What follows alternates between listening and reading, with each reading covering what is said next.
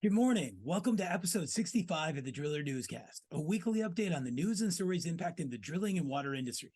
I'm your host, Brock Yordy, and this week in the news, we are headed west to Phoenix, and it's a proactive approach to groundwater protection. For our feature, we'll discuss the $1.18 billion settlement that happened last week with DuPont, Chemours, and Corteva for their roles in PFAS contamination. Finally, we'll wrap up this week with a discussion on the cost of treating PFAS in municipal water. But first, let's talk some safety. For this week in safety, I want to challenge you and your company to participate in this year's Trench Safety Stand Down Week. It is next week, Monday, June 19th, and ends on Friday, June 23rd. The Trench Safety Stand Down Week was created by the National Utility Contractors Association and is in conjunction with OSHA. This is their 7th year, and I'd say this year is one of our most important. 39 men lost their lives last year in trench collapses. This is how you can participate. Go to nuca.com, nuca.com, and sign up. Then, next week, conduct a trench safety stand down by having a toolbox talk discussing all the specifics to trench safety, sloping, shoring, understanding your engineered protective systems. Last year, 22,500 employees participated from 345 companies on 19,167 job sites. It's a record year. And I want you to think, last June, we had a OSHA national emphasis on trench awareness and safety because in the first 6 months of 2022, we lost 22 men in trench collapse. Let's see if this year we can add a few more thousand drillers to the participation. Every company or organization that holds a trench safety stand down event will receive a certificate of participation and hard hat stickers for everyone who participated. This comes right after, as I was on the OSHA.gov site, that Region 5 reported $77,000 worth of fines to a utility contractor for ignoring city safety warnings about deadly trench hazards. This was released by OSHA, Region Last 5, and happened in Waterloo, Illinois. A contractor who ignored a city's engineers' repeated verbal and written instructions to use trench cave-in protection faces penalties after federal workplace safety inspectors found that the employer failed to protect workers installing storm sewer lines from potentially deadly trench cave-ins.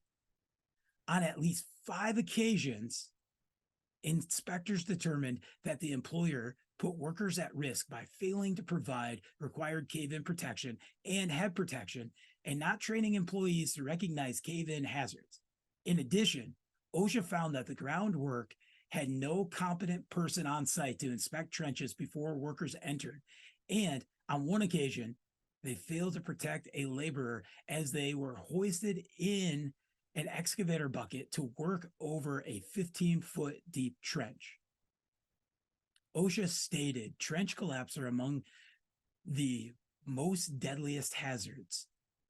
In 2022, 39 workers suffered fatal injuries in trenching and excavation accidents. We saw that after those fatalities were inspected, that OSHA turned over all of their evidence for criminal enforcement, which ends up going to individuals being charged with manslaughter and ultimately going to jail. I want you to think back 1 year ago, like I talked about, the National Safety Emphasis Program that happened in June, that the action plan was if an inspector driving by sees an open excavation and they're not on their way to do an investigation, they will stop. Like I said, last June, we hit 22 fatalities and then another 17 more before the end of 2022. it's disappointing, and we can do better. There are wonderful OSHA workshops, there are YouTube videos, there are handouts, there are plenty of things we can do. And this National Trench Safety Week stand down is very important to us. And I want you to think about, as we dig our trenches, are we sloping? Are we shoring? Sure, we talk about that we're just going below the frost line, but then we get individuals down on their hands and knees to install a pitless or to work on a water line. And we have those piles of soil and debris closer than 2 feet to the leading edge, and that can collapse too. We need to do better. Go to the National Utility Contractor Association website and look at all of their great training tools. Go to the OSHA website. Go to your state OSHA. There are plenty of great discussions, including many we've had here on the newscast. Go out and be safe. For this week in the news, we're heading back to Arizona, where Governor Katie Hobbs last week announced restrictions on Phoenix and the Metroplex ability to continue to expand and build. It all comes down to finding alternative water sources for these new communities, because building permits in Phoenix and Tucson require proof of 100 years of water supply. In January, we saw Governor Hobbs come out and state that she was going to release the annual report that is generally held back and sealed by the governor on how many acre feet of water they're off on their 100-year cycle. And I want you to think, just 2 months ago, they rescinded permits for the alfalfa farmers from Saudi Arabia in that same area because they have to account for their groundwater and how it's going to help. This is a great way for them to get on top of all of the water use happening in the Phoenix Metroplex, which is one of the fastest growing cities in the country. So last January, Governor Hobbs released a water study that showed that Phoenix is off by 4.9 million acre feet of groundwater. And that's along with the reduction of water that they were going to pull from the Colorado River. We could see that California, Arizona, and Nevada have cut 3 million acre feet of water for that $1.2 billion deal. This is a big deal. So now they're recognizing that groundwater is not finite and that they have to do everything they can to maintain what Phoenix and the rest of Arizona have. I want to read a quote from Governor Hobbs in January when she released the study on the sub-basin that encompasses Phoenix, which traditionally, like I'd said, had been sealed by the governor. This water study in January, I do not understand and do not in any way agree with my predecessor choosing to keep this report from the public and members of the legislature. However, my decision to release this report signals how I plan to tackle our water issues open and directly. The Arizona Department of Water Resources reported that the lower sub-basin encompassing the far west valley of Phoenix is projected to have a total unmet demand of 4.4 million acre feet over 100 years. The bottom line, the Arizona Department of Water Resources cannot approve the development of subdivisions reliant on groundwater. We must talk about the challenges of our time. Arizona's decades-long drought, overusage of the Colorado River, and the combined ramifications of our water supply, our forests, and our communities are at risk. This is very important, and we have a lot of smart hydrogeologists and industry friends that focus on Arizona and the Colorado Compact states, and we have to find alternatives. And we're looking and we're seeing desalinization plant plans, and we're seeing rain capture and reuse. And it's going to come back down to that discussion about water that's effluent that we release back to waterways to then be able to capture.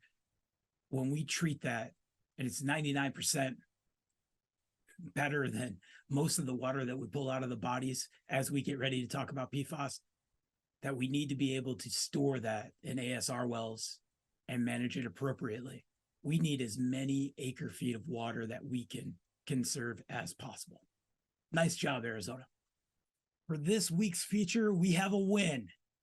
It's the settlement with DuPont, Chemours, and Corteva that symbolizes their unspoken acceptance of their part in the PFAS pollution crisis. They are now obligated to financially compensate for the necessary remediation required to address the pollution caused by their persistent chemicals.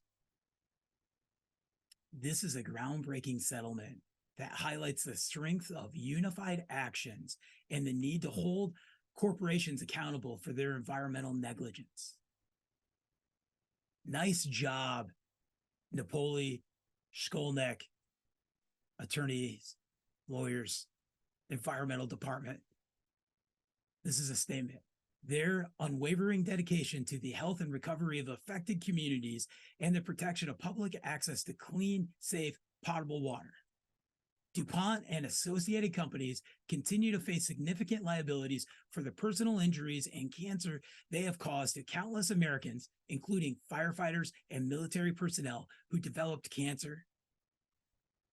The property damage claims from homeowners due to PFAS and other municipal resources they have harmed, such as airports, fire training centers, and wastewater treatment facilities. Remember, we're seeing a lot of PFAS and biosolids, and how do we handle that?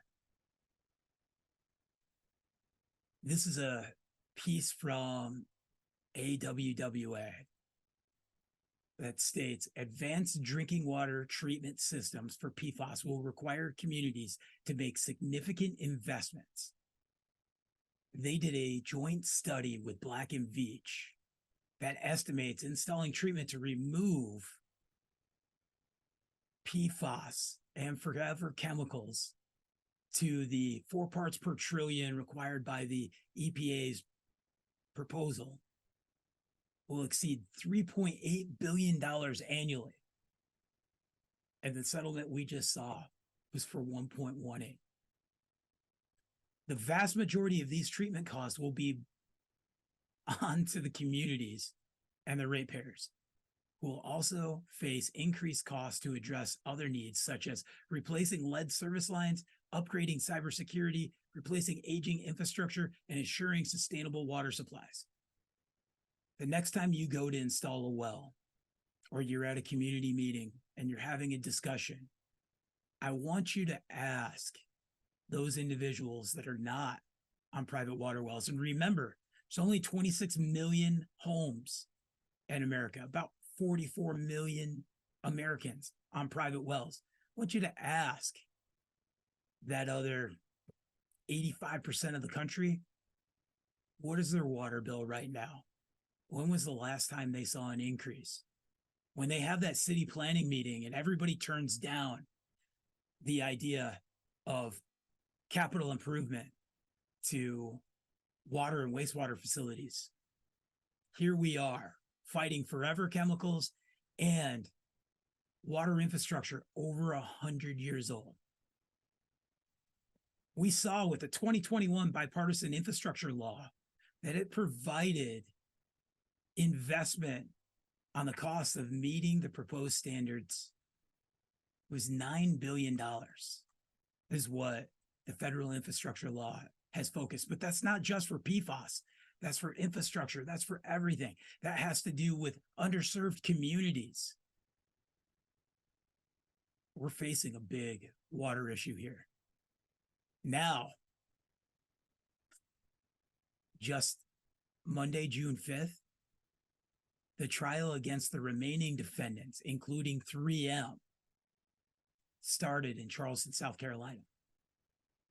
This trial will center on the cost of the city's to clean up its water rather than specific health issues residents claim. We are a long way from the start of PFAS being used for military CA chemicals. Let's jump back on the timeline one more time and think about DuPont and 3M's impacts. In 1970, researchers at 3M had documented that polyfluoroalkyl substances were in fish. In the early 80s, it was known that there was a stockpile of drums of polyfluoroalkyl substances at the Oakdale dump in Minnesota, damn near the top of the Mississippi running down. Now, let's go another 18 years ahead to 1998 when Robert Bilott starts his research in Parkersburg, West Virginia on DuPont. And that court action was filed in 2001. However, that was a huge settlement that came from a lot of hard work. It was $671 million for 3,500 plaintiffs in Parkersburg. But it didn't happen until 2017. So this $1.18 billion settlement is a big deal. I can't wait to see how this case turns out in Charleston with 3M in the coming months. Sadly, all of these settlements, we keep hearing this term of remediation. We're not at remediation yet. We're at removal, point of entry. So these dollar amounts are a drop in a bucket, literally 4 parts per trillion drop. The American Water Works Association study states that 4 parts per trillion, the treatment could cost $3.8 billion annually, like I said. The EPA estimates that 1/3 of Americans are affected by PFAS contaminated drinking water, about 90 million. We have $9 billion over the next 5 years in the federal infrastructure law. And it's not all for PFAS. I want you to think about this. Depending on the size of the water system, from a city of 100,000 people, they're going to see a water bill increase of 10 to 12%. To a small village of fewer than 5,000 people, seeing an increase upwards of 35%. How are we going to handle this as it moves forward? By the way, other treatment has to happen. We're still treating nitrates and we're still looking at lead infrastructure. So why do I get into this again and we celebrate this $1.18 billion settlement? Because water well drilling community, we need to educate. We have to be on the know. We need to get in on every white paper that the National Groundwater Association releases. We need to be looking at what the National Rural Water Association is saying, what the AWWA is saying, what the EPA is stating, what our state governments to our national governments. Just last week, Fox News, Grand Rapids, Michigan, that's about less than 45 miles from my home, had a story about a homeowner needing a new well and attempting to get a permit and learning that they are in Kent County. Kent County is where Rockford, Michigan, the Wolverine plant, which used 3M's waterproofing on their boots, that ended up contaminating a ton of groundwater. And what is the solution, Ben? Push pipelines out. This homeowner had no idea they were affected by PFAS. We have to be up on the studies. We need to be discussing what alternatives. Go back and listen to my conversation with Dave Schollenberg, Partner States Executive Director. Listen to his stories of living up in Minnesota and everything that came from 3M. Again, back to my local news. The story went on to say the customer needs a new well, which should have cost him $5,000 to $6,000, but now he believes it's going to cost him $50,000. The worst part of this story, nobody educated him on point of entry removal, and that there are USDA funds for that, and there are local funds, and there's obviously settlement money. And we need to be looking at all of that and having that discussion with our customers and understanding, again, we haven't truly started the remediation phase. We're defining where it is. We're removing it so it's out of the water. We're not destroying it. We haven't figured out exactly how to clean up these aquifers. Is it drill deeper? Is it just push the pipelines out on an aged infrastructure? We have a lot here to continue to cover, and we have a big win with Napoli Shkolnik. Good job, guys. And we got to see what's going to happen with 3M. But here we are. And we've only defined less than 6 to 8 of these polyfluoroalkyl substances, C8 chemicals, and there's thousands of them. Be in the know and realize when our local news, the paper, the internet, how it's being discussed. I know we talk a lot about overregulation, and we can see what the EPA is already up against. But we have to be the professionals, because we still need to be able to install all the water wells that we need to. And people have the right to have a private water well. What are you going to do for your part? Get involved. Read the latest white paper by the NGWA. Understand what your local governments are doing, your state governments, and the national government. $9 billion over 5 years for federal funds, not going to do it. Where does this go next? Thank you for joining us for episode 65 of the Driller Newscast.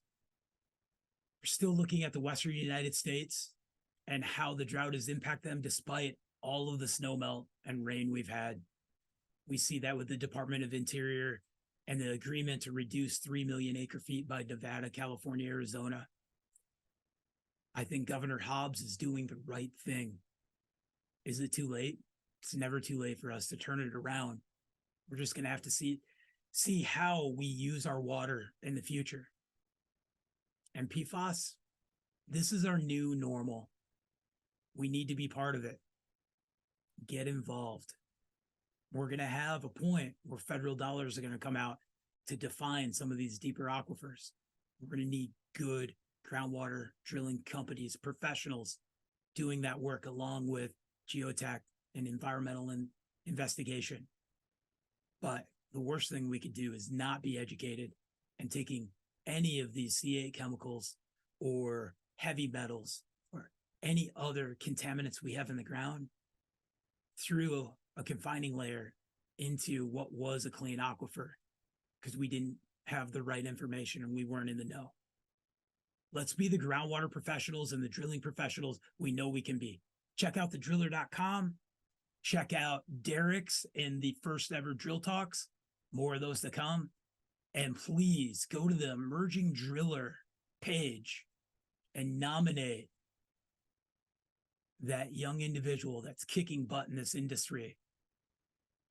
I want to hear about all the new drillers that are having great successes in being safe, and the new scientists and groundwater professionals and engineers and geothermal professionals, those working in construction and cathodic. Let's champion this next generation with the Emerging Drillers series. Thanks, everybody.